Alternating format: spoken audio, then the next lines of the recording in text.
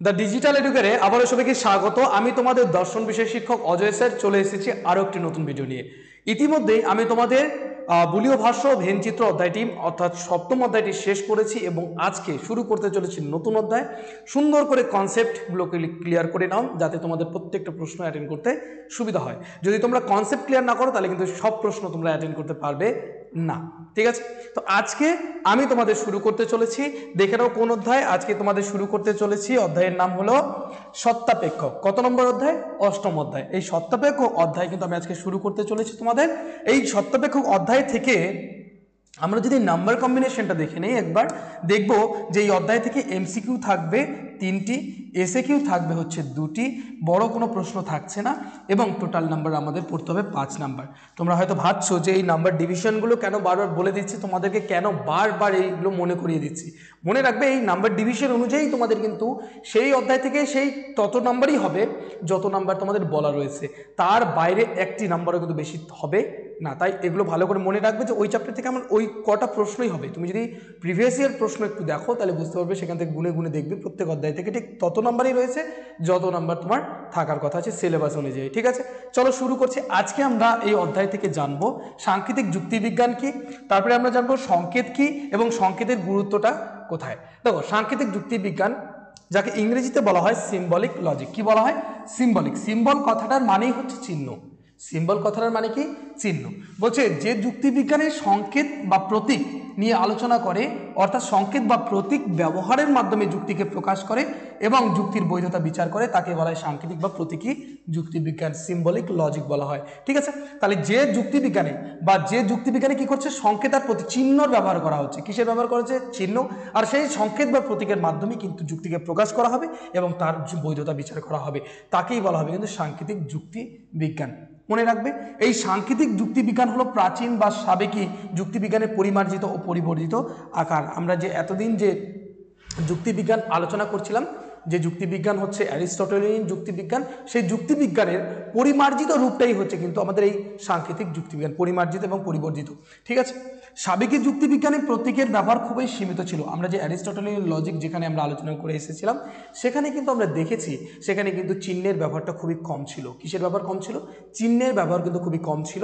এবারে এর তুলনায় ওখানে যেমন চিহ্নের ব্যবহার কম ছিল, এই সাংকেতিক যুক্তিবিজ্ঞানে কিন্তু ঠিক ততটাই চিহ্ন বা প্রতীকের ব্যবহার অনেক বেশি ব্যাপক এবং তাৎপর্যপূর্ণ। এখানে কিন্তু চিহ্নই বেশি ব্যবহৃত হয় আর ওখানে কিন্তু চিহ্নের ব্যবহারটা তুলনামূলকভাবে অনেক অনেক অনেক কম ছিল, ঠিক আছে? গেল। কি বলেছে? এদের মধ্যে উল্লেখযোগ্য হলেন George Boole, S Jevons, Bertrand Russell, A D Morgan এবং হোয়াইটহেড কোয়াইন। এরা কিন্তু আমাদের সাংকেতিক যুক্তিবিজ্ঞানের কথা বলেছেন বা সাংকেতিক বা সংকেত বা চিহ্নের ব্যবহারের কথা বলেছে, ঠিক আছে? তাহলে আমরা জানলাম সাংকেতিক যুক্তিবিজ্ঞান কি, যে বিজ্ঞানী কী করে, যে যুক্তিবিজ্ঞানের সংকেত নিয়ে আলোচনা করা হচ্ছে, সংকেতের মাধ্যমেই বা চিহ্নের মাধ্যমেই আমরা যুক্তিকে প্রকাশ করছি এবং যুক্তির বৈধতা বিচার করছি, তাকে বলা হবে কিন্তু সাংকেতিক যুক্তিবিজ্ঞান, ঠিক আছে? চলো এবারে জানবো আমরা সংকেত বা প্রতীকটা কী। তাহলে এই সংকেত বা প্রতীক কি, সংকেত বা প্রতীক কি, কত প্রকার, সেটা আমরা জানবো। দেখো, বলছে প্রতীক বা সংকেত হলো প্রতিনিধিত্বমূলক চিহ্ন যার দ্বারা কোনো বাক্য বা বচনকে অথবা তার কোনো অংশকে নির্দেশ করা হয়। তাহলে এই যে চিহ্নটা কি জিনিস? চিহ্ন হচ্ছে এমন একটা জিনিস যার মাধ্যমে কোনো বাক্য বা বচনকে বোঝানো হবে অথবা বাক্য বা বচনের কোনো অংশকে বোঝানো হবে, তাকে বলা হবে চিহ্ন বা প্রতীক। তাকে বলা হবে কি? চিহ্ন বা প্রতীক। এটা কিন্তু মাথায় রাখতে হবে, ঠিক আছে? যার দ্বারা আমি বাক্যের কোনো অংশকে চিহ্নিতকরণ করছি। যেমন আমরা দেখেছি যে আমরা যখন বুলীয় ভাষ্য করেছি তখন দেখেছি আমরা যে মানুষ পদের পরিবর্তে কি করেছিলাম? পি ব্যবহার করছিলাম, তারপরে বিধেয় পদের জন্য কিউ ব্যবহার করছিলাম কিনা, তারপর এই যে চিহ্নের মাধ্যমে আমরা কিন্তু কি করছি? প্রকাশ করছি, তাই না? তাহলে খুব ভালোভাবে মাথায় রাখবে যে কিভাবে আমরা এই কাজগুলো করছি। দেখো, তারপরে কি, এগুলির বাস্তবে কোনো অস্তিত্ব নেই। এই যে চিহ্নগুলো রয়েছে, এই চিহ্নগুলো কিন্তু বাস্তবে কোনো অস্তিত্ব, কি বলছে? সংকেত বা প্রতীকগুলো ভাবগত। এই যে সংকেত বা প্রতীকগুলো কি? ভাবগত, কনসেপচুয়াল। এদের বাস্তবে কোনো অস্তিত্ব থাকবে না। বাস্তবে কোনো কি থাকবে না? অস্তিত্ব থাকবে না। আমরা আমাদের প্রয়োজনেই এগুলিকে ব্যবহার করে থাকি। আমরা এই যে চিহ্ন বা প্রতীকগুলো কী করি? আমাদের সুবিধার্থে আমরা কিন্তু ব্যবহার করি। যেমন দেখবে তোমরা রাস্তাঘাটে, বড় বড় শহরে দেখবে ট্রাফিক সিগন্যাল থাকে, আর সেই ট্রাফিক সিগন্যাল কিন্তু আমাদেরকে মেনে চলতে হয়। সেই ট্রাফিক রুলস কিন্তু আমাদেরকে মেনে চলতে হয়। তো সেখানে যখন এই যে গ্রিন, তারপরে ইয়েলো, তারপরে রেড, এই সমস্ত আলোগুলো যখন থাকে, সেই আলোগুলো দেখেই কিন্তু গাড়ি থেমে যায়, আবার গাড়ি চলা শুরু করে নির্দিষ্ট সময়। তাহলে দেখো, এই যে সুন্দর সুন্দর জিনিসগুলো আমরা জানতে পারি, বুঝতে পারি। কিভাবে বুঝতে পারি?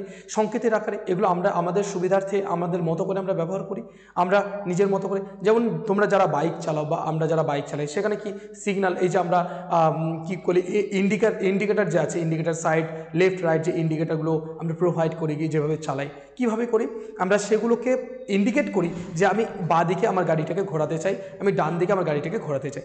এইভাবে কিন্তু আমি কি করছি, চিহ্ন বা প্রতীককে ব্যবহার করছি।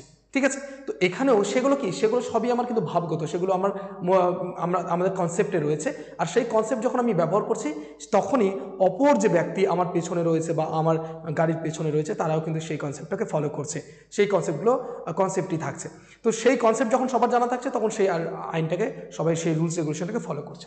তো এখানে যেমন ট্রাফিক সিগন্যালের লাল আলো দেখলে গাড়ি থেমে যায়।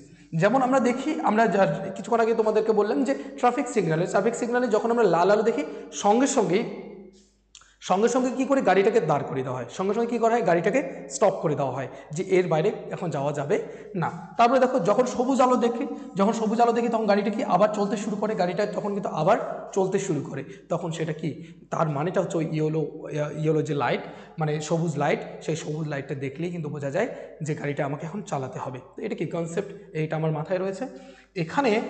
এখানে লাল আলো গাড়ি থামার এবং সবুজ আলো গাড়ি চলার কৃত্রিম সংকেত, এগুলো আমাদের তৈরি করা, এগুলো কিন্তু এই জন্মগতভাবে আগের থেকে আমাদের কনসেপ্টে নেই, এগুলো পরবর্তী আমরা জানতে পেরেছি। এই সংকেতগুলি পরিবহন দপ্তর পূর্ব থেকেই স্থির করে দেয়। পরিবহন দপ্তর থেকে কিন্তু এই চিহ্নগুলো বা এই সংকেতগুলোকে তৈরি করে দেয়। তোমরা দেখবে যে রাস্তাঘাটে চলার সময় দেখবে রাস্তার পাশে লেখা থাকে স্কুল অ্যাহেড, সামনে স্কুল আছে, ওটা দেখেই আমরা, ওই চিহ্ন বা সংকেতটা দেখেই আমরা বুঝতে পারি যে এখানে কাছেই কোথাও একটা কি রয়েছে, স্কুল রয়েছে। আবার ড্রাইভ স্লো লেখা থাকে যে ড্রাইভ স্লো, গাড়ি আস্তে চালাও। তো এই যে চিহ্ন সংকেতগুলো, এগুলো কিন্তু আগে থেকেই দেওয়া থাকে, আর এগুলো আমাদের কনসেপ্টে থাকে যে এই চিহ্নটার ব্যবহার, এই চিহ্নটাতে এই কাজটা আমাকে করতে হবে। অনেক জায়গায় দেখবে ফরেস্ট এরিয়াতে থাকে যে কি থাকে, স্পিড 40 কিমি/আওয়ার, এরকম স্পিডে চালাতে হবে এখানে। তাহলে আবার অনেক জায়গায় থাকে বিপজ্জনক জায়গা, অ্যাক্সিডেন্ট প্রোন এরিয়া, এরকম থাকে। ঠিক আছে, তো এগুলো দেখেই আমরা কিন্তু বুঝতে পারি যে এই জায়গাগুলোতে আমাকে এই কাজটা করতে হবে।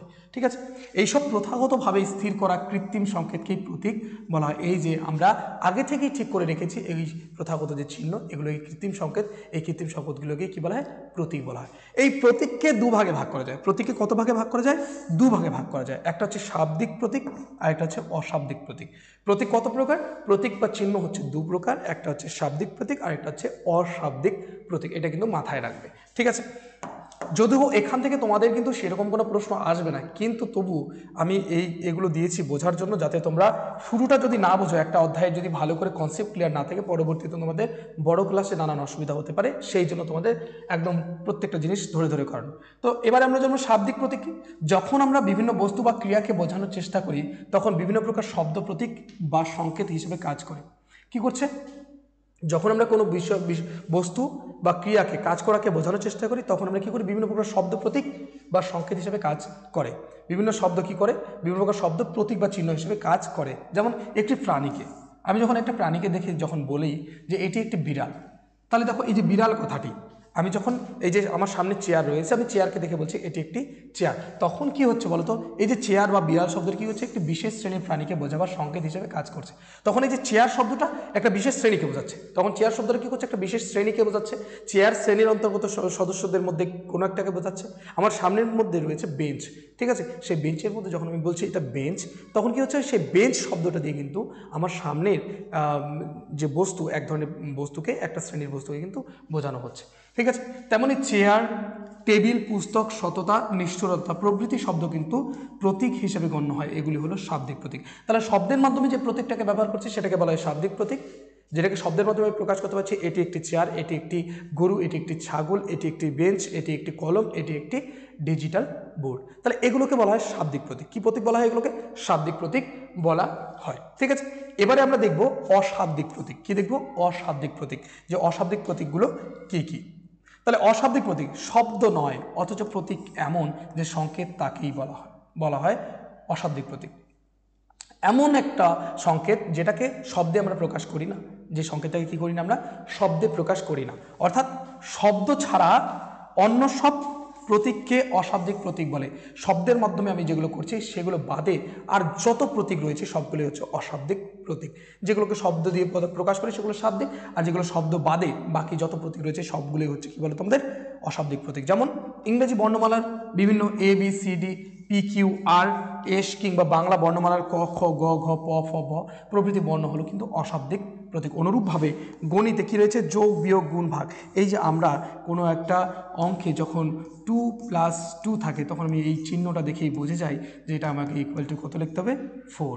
ঠিক আছে, এই যে চিহ্ন ইকুয়াল এইটা এই সমস্ত এইগুলোকে বলা হয় অশাব্দিক প্রতীক। কী বলা হয়? অশাব্দিক প্রতীক বলা হয়। ঠিক আছে, কি বলেছে তারপর? ইত্যাদি চিহ্ন অশাব্দিক প্রতীক হিসাবে গণ্য হয়। এই যে এগুলো কিন্তু অশাব্দিক প্রতীক বলা হয়। মনে থাকবে কথাটা? কি বলেছে দেখো শেষে, তর্কবিদ্যায় আমরা এই যে লজিকে আমাদের যুক্তিবিজ্ঞানে কি করব? তো যুক্তিবিজ্ঞানে প্রতীক বলতে কিন্তু অশাব্দিক প্রতীকে এই প্রতীককেই কিন্তু ব্যবহার করা কি হয়, বোঝানো হয় বা ব্যবহার করা হয়।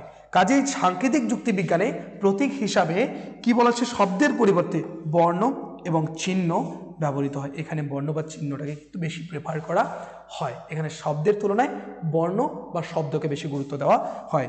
এখানে চিহ্ন হিসেবে মূলত এটা কার্ল, ডট, ভেল, তারপরে হচ্ছে এমপ্লয়েজ, তারপরে হচ্ছে ট্রিপল বার ইত্যাদি ব্যবহৃত হয়। এই অধ্যায়ে কিন্তু আমাদের এই 5টা চিহ্ন খুবই গুরুত্বপূর্ণভাবে কাজে আসতে চলেছে। এই 5টা চিহ্ন কিন্তু এই অধ্যায়ের মূল আলোচ্য বিষয়। আমরা এইভাবে কিন্তু সবগুলো আলোচনা করব। ঠিক আছে, চলো পরবর্তী।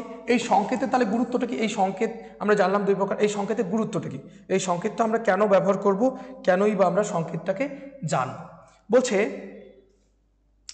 প্রতীকের ব্যবহার ভাষার অস্পষ্টতা বা দুর্বোধ্যতা, উপমা ও অলঙ্কারের ব্যবহার, ভাষার বৈশিষ্ট্যমূলক প্রকাশভঙ্গি ইত্যাদি যুক্তির আকার নিষ্কাশনে ও তার বৈধতা বিচারে বাধা সৃষ্টি করে। একটা ভাষার ব্যবহারে প্রতীক কেন ব্যবহার করব? প্রতীকের ব্যবহার হচ্ছে ভাষার এই যে অস্পষ্টতা, দুর্বোধ্যতা, মানে ভাষা অনেক সময় বুঝতে আমাদের অসুবিধা হয়, সেই সমস্ত উপমা অলঙ্কারের ব্যবহার। ভাষার মধ্যে আমরা কী করছি? উপমা, নানান অলঙ্কার ব্যবহার করছি। ভাষার বৈশিষ্ট্যমূলক প্রকাশভঙ্গি বা বিভিন্ন ভাষাকে আমরা বিভিন্নভাবে প্রকাশ করি ইত্যাদি যুক্তির আকার নিষ্কাশনে ও তার বৈধতা বিচারে বাধা সৃষ্টি করে। যুক্তিটাকে গঠন করতে কিন্তু এই সমস্ত বিষয়গুলো খুব বাধা সৃষ্টি করে। দেখবে আমরা যেভাবে যুক্তি শিখেছি, ভাষাটা যদি একটু অন্যভাবে থাকে তাহলেই কিন্তু আমাদের কিন্তু যুক্তি গঠন করতে অসুবিধা হয়ে যায়, তাই না? তো সেক্ষেত্রে এই সব অসুবিধা দূর করে কে জানো? যুক্তির আকারটিকে সংক্ষেপে প্রকাশ করতে সাহায্য করে, যার ফলে যুক্তির বৈধতা ও বা অবৈধতা বিচার করা কি হয়ে যায়? সহজ হয়ে যায়। যখন এই যে ভাষার ব্যবহারে, ভাষার বৈশিষ্ট্যমূলক বিভিন্নভাবে ভাষাগুলো প্রকাশ করা, বিভিন্ন অলঙ্কার ব্যবহার করে থাকা, বিভিন্ন উপমা ব্যবহার করে থাকা, তখন কিন্তু কী হয়ে যায়? তখন কিন্তু আমাদের ভাষাটা বুঝতে অসুবিধা হয়ে যায়। যখন ভাষাটা দ্ব্যর্থবোধক হয় তখন কিন্তু আমাদের সমস্যায় পড়তে হয়, যুক্তি গঠন করতে অসুবিধা হয়, আবার যুক্তির বৈধতা বিচার করতে অসুবিধা। কিন্তু যদি আমরা এই সমস্ত চিহ্নের মাধ্যমে করি, যখন আমরা চিহ্নের মাধ্যমে করব তখন কিন্তু কি হয় জানো? তখন কিন্তু আমাদের এই সমস্যাগুলো দূরীভূত হয় এবং আমাদের বৈধতা বিচার করতে, যুক্তির বৈধতা বিচার করতে কিন্তু অনেক সহজসাধ্য হয়ে দাঁড়ায়। পরবর্তী দেখো, যৌক্তিক সংকেতের ব্যবহার সাধারণ ভাষাকে অনেক বেশি স্বচ্ছ, স্পষ্ট, শৃঙ্খলিত ও যথাযথ আকার দেয় বলে যুক্তিবিজ্ঞানের সমস্যা ও তার সমাধানের উপায় অনেক বেশি সহজ ও সরল হয় এবং খুব কম সময়ে বিভিন্ন জটিল সমস্যার সমাধান করা সম্ভব হয়। ভালো করে দেখবে যে আমরা খুব অল্প সময়ের মধ্যে যখন আমরা যৌক্তিক সংকেত ব্যবহার করব, লজিক্যাল যে সিম্বল সেগুলো যখন ব্যবহার করব, তখন আমাদের অনেক সমস্যা কি হয়ে যাবে? স্পষ্ট হয়ে যাবে, ভাষাটা স্পষ্ট হয়ে যায়, লজিকের যে ভাষাটা সেটা স্পষ্ট হয়ে যায়, স্বচ্ছ হয়ে যাবে এবং সঠিক আকার আমি দিতে পারবো। সেক্ষেত্রে আমার যে যুক্তিবিজ্ঞানের যে সমস্যাগুলো সেগুলো খুব সহজে সমাধান করতে পারবো এবং সেক্ষেত্রে সময় আমাদের কিন্তু খুব কম লাগবে। ঠিক আছে, যত বড় জটিল সমস্যা হোক না কেন সেটা আমরা খুব সহজে করতে পারবো। 3 নম্বর, সাংকেতিক যুক্তিবিজ্ঞানের অন্যতম প্রবক্তা হলেন আলফ্রেড নর্থ হোয়াইটহেড।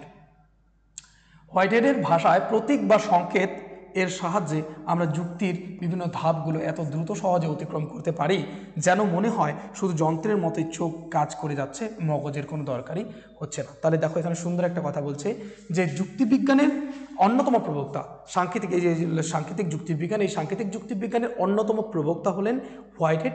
তিনি বলেছেন যে আমরা এই সিম্বলের মাধ্যমে, সংকেতের মাধ্যমে আমরা যুক্তির যে বিভিন্ন ধাপগুলোকে, স্টেপগুলোকে এত সুন্দরভাবে খুব সহজে অতিক্রম করতে পারি, তাহলে দেখবে যে মনে হবে যে যেন শুধু চোখ কাজ করছে, ফটাফট কাজ করছে, মগজের কোনো দরকার নেই, মানে ব্রেনের কোনো আমাদের দরকার পড়ছে, ফটফট করে আমরা কাজগুলো করে নিতে পারছি। তাহলে কি গতি কাজের বেড়ে যাচ্ছে, সহজসাধ্য হচ্ছে এবং সময় আমাদের কিন্তু অনেক বেঁচে যাচ্ছে।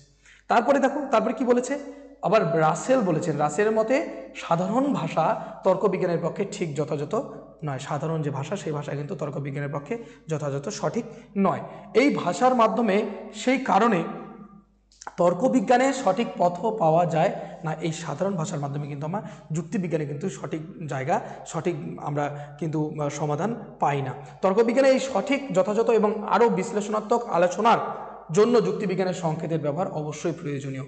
আবার আরও স্পষ্ট ধারণা সঠিক বিশ্লেষণের জন্য আলোচনার জন্য কিন্তু যুক্তিবিজ্ঞানে অবশ্যই কিন্তু সংকেতের ব্যবহারটা খুব জরুরি। ঠিক আছে, সাধারণভাবে বিমূর্ত ধারণা, যেটাকে আমরা বিমূর্ত বলতে কি, যার মূর্ত হয় না, যাকে দেখতে পায় না, সেই বিমূর্ত ধারণা প্রকাশের ব্যাপারে সংকেতের ব্যবহার অবশ্য উপযোগী। তাহলে এই সমস্ত কারণে গুরুত্ব রয়েছে, সংকেত বা প্রতীকের কী রয়েছে, গুরুত্ব। এই সমস্ত গুরুত্ব প্রতীকগুলো আমরা জানতে পারলাম, মানে প্রতীক বা সংকেতের গুরুত্বগুলো আমরা জানতে পারলাম। তাহলে আজকের ভিডিওটা আমি আর বেশি বড় করছি না, যদিও এই ভিডিও থেকে তোমাদের কিন্তু বিশেষ কোনো প্রশ্ন থাকবে না, কিন্তু এখানে তোমরা এটা জানতে পারলে যে সাংকেতিক যুক্তিবিজ্ঞানটা আসলে কি, সিম্বলিক লজিকটা কি, তার গুরুত্বটা কোথায়, আমরা কোথায় কোথায় ব্যবহার করি, আর এটা হচ্ছে ভাবগত, কনসেপচুয়াল। ঠিক আছে, তাহলে আজকের ভিডিও আমি এই পর্যন্ত রাখছি। দেখা হচ্ছে আর একটা নতুন ভিডিওতে। আমরা ধীরে ধীরে এইভাবে কনসেপ্ট ক্লিয়ারের মাধ্যমেই কিন্তু আমরা পুরো চ্যাপ্টার ক্লিয়ার করব, যাতে আমাদের এই অধ্যায় থেকে যে 5টি নাম্বার থাকছে সেই 5টি নাম্বারে আমরা 5টি নাম্বারই পাবো, একটা নাম্বারের জন্য আমাদের বাইরে না যায়। ঠিক আছে, ভিডিওটাকে শেষ পর্যন্ত দেখার জন্য অবশ্যই ধন্যবাদ, এবং বন্ধু বান্ধবদের শেয়ার করতে ভুলবে না। দেখা হচ্ছে নতুন আরেকটা ভিডিওতে। ততক্ষণ পর্যন্ত সবাই ভালো থাকবে, সুস্থ থাকবে।